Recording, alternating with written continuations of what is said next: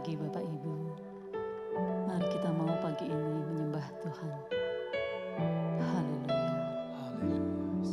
Syukur bagi.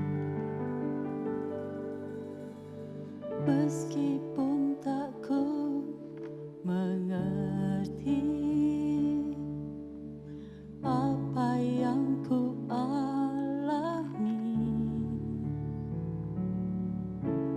namun ku yakin Tuhan punya rancangan terbaik. Pertolonganku datang darimu, Yesus yang ku percaya.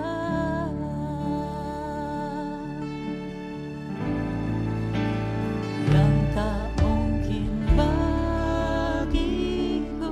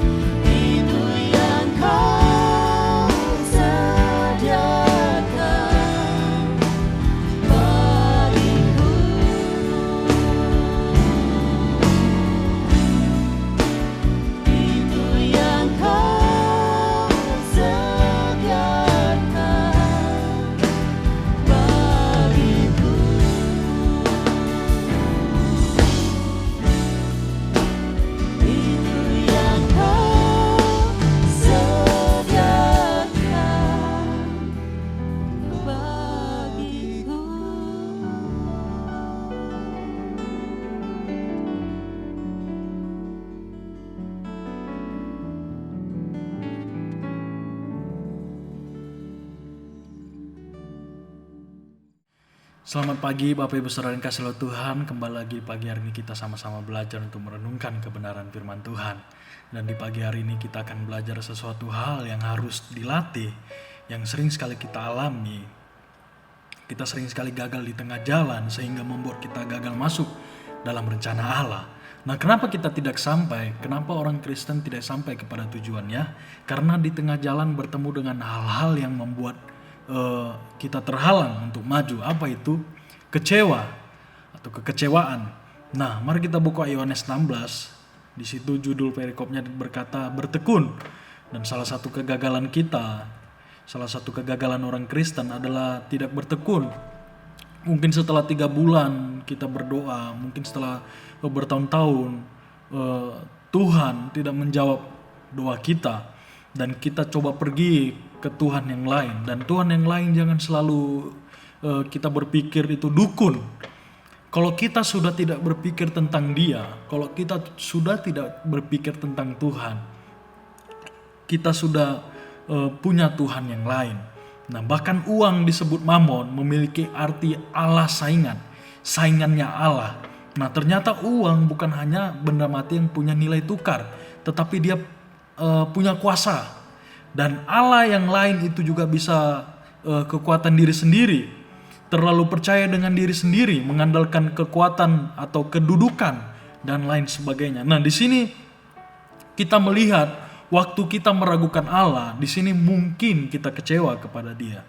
Dan di ayat yang pertama dari Yohanes 16 dikatakan, semuanya itu kukatakan kepadamu, supaya kamu jangan kecewa dan menolak aku. Kamu akan dikucilkan, bahkan akan datang saatnya bahwa setiap orang yang membunuh kamu akan menyangka bahwa ia berbuat bakti kepada Allah. Mereka akan berbuat demikian karena mereka tidak mengenal baik Bapa maupun aku. Ayat yang keempat, tetapi semuanya ini kukatakan kepadamu supaya apabila datang saatnya kamu ingat bahwa aku telah mengatakannya kepadamu.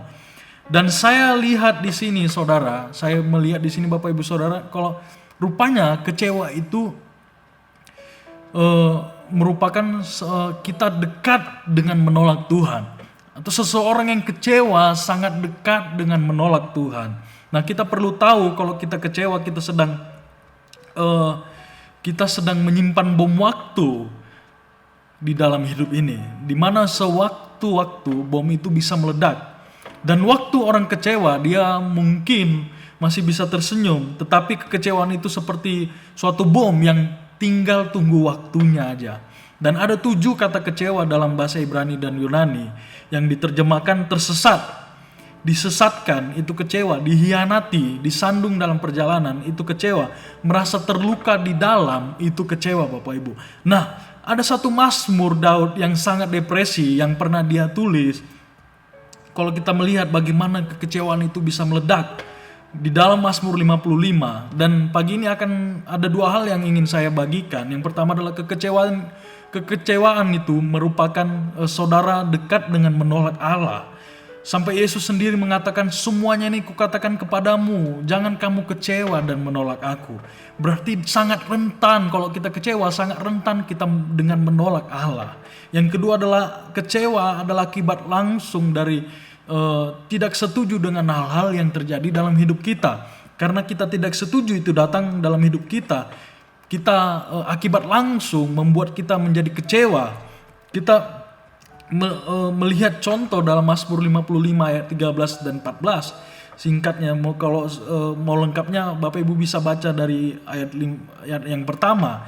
Tapi kita akan ambil 2 ayat ini aja. Kalau ayat yang ke-13 di situ dikatakan, kalau musuhku yang mencela aku masih dapat menanggungnya. Ini perkataan Daud. Kalau pembenciku yang membesarkan diri terhadap aku masih dapat menyembunyikan diri terhadap dia. Ayat ke-14, tetapi engkau orang yang dekat dengan aku, temanku dan orang kepercayaanku. Nah saudara, kalau kita melihat Mazmur ini ditulis, kenapa Daud menulis Mazmur ini begitu depresi? Dia dihianati oleh 2 orang. Di ayat yang ke-13, kalau musuhku yang mencela aku masih dapat menanggungnya. Tetapi kamu dikatakan, orang yang aku percayai, yang sama-sama masuk ke bait Allah menyembah Dia. Nah, di sini orang ini yang sama-sama masuk ke bait Allah, mereka sangat kompak, dikatakan terjemahan lain mereka bersahabat, orang itu mengkhianati Daud, Bapak Ibu. Nah saudara, Mazmur itu ditulis ketika Daud dikhianati oleh penasehat yang bernama Ahitofel. Dan Ahitofel adalah orang kepercayaan Daud. Bahkan anaknya sendiri, Absalom, mengkhianati Daud. Nah saudara bisa bayangkan bagaimana anak mengkhianati bapa, itu suatu kekecewaan yang sangat luar biasa. Kenapa itu bisa terjadi? Daud membuat dua kesalahan. Yang pertama adalah Daud mengizinkan Batsheba menikah dengan Uria. Dan Uria adalah orang dari bangsa Het, bangsa yang dibenci oleh Allah karena Uria ahli dalam peperangan. Daud menghadiahkan Batsheba untuk menikah dengan Uria. Dan itu membuat hati Ahitofel itu sangat sakit sekali. Dan itu menyakiti hati Ahitofel sekali. Bagi bangsa Israel untuk menikah dengan bangsa yang tidak mengenal Allah itu merupakan suatu kutukan. Waktu Ahitofel melihat itu, dia kecewa dengan Daud, tetapi dia menyimpannya di dalam hatinya. Kenapa engkau membuat ini kepada cucuku? Dia berkata kepada Daud. Padahal Daud tahu betapa cantiknya Batsheba sejak remaja, tetapi dia memberikan cucunya kepada orang Het hanya karena si Uria ahli dalam peperangan. Kesalahan kedua yang Daud lakukan waktu Ahitofel melihat bagaimana Daud berzina dengan cucunya Batsheba. Saudara bisa lihat suatu kekecewaan yang sangat dalam. Makanya saya katakan buat Bapak Ibu Saudara, kalau kita kecewa, kita sedang menyimpan bom waktu. Dan kapan Ahitofel mengkhianati Daud? Di saat Daud membutuhkan nasihatnya. Dan Bapak Ibu Saudara bisa membacanya dalam 2 Samuel 16. Di situ lengkap menceritakan kisah bagaimana Ahitofel itu mengkhianati Daud, bahkan anaknya sendiri. Dan kalau membaca kisah ini betapa mengerikannya kekecewaan itu, Bapak Ibu. Nah makanya firman Tuhan dalam Amsal 4 ayat 23 berkata, jagalah hatimu dengan segala kewaspadaan, karena dari situlah kepancar kehidupan. Itu maka dengan itu kita sangat penting menjaga hati. Jangan sampai kita kecewa, karena suatu saat kecewa itu bisa meledak dan dekat dengan kita menolak Tuhan. Dan kesimpulannya saya tutup dengan pertanyaan, apakah kita mau menyimpan kecewaan atau kita mau melepaskannya? Tuhan Yesus memberkati. Terima kasih Tuhan buat firman-Mu yang telah mengingatkan kami betapa mengerikannya kekecewaan itu Tuhan. Maka dengan itu Tuhan kami serahkan semua ke dalam tangan-Mu. Masalah apapun yang kami hadapi Tuhan, kami percaya Engkau dapat menolong kami Tuhan Yesus. Terima kasih Tuhan Yesus. Maka dengan itu Tuhan, Roh Kudus-Mu tuntunlah kami dalam kehidupan kami sehari-hari, dalam kami menjalani kehidupan kami sehari-hari, supaya kami dapat menjalani tanpa kami mengalami kecewa Tuhan. Tuhan mampukan kami untuk menjalani kehidupan ini. Hanya di dalam nama Tuhan Yesus kami akan menjalani kehidupan kami sehari-hari ini. Hanya dalam nama Tuhan Yesus. Haleluya. Amin.